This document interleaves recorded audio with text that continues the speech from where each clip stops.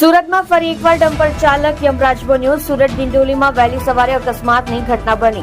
School જતા વિદ્યાર્થીને સાઈ પોઈન્ટથી નવા ગામ જતા બ્રિજ પર અકસ્માત નડ્યો.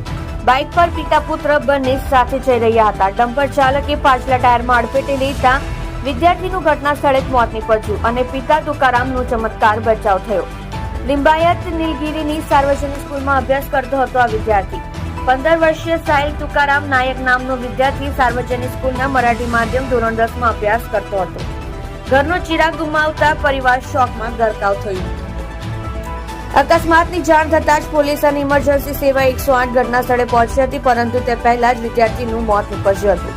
ડમ્પર ચાલકને સ્થાનિક લોકોએ પકડી પોલીસના હવાલે કર્યો.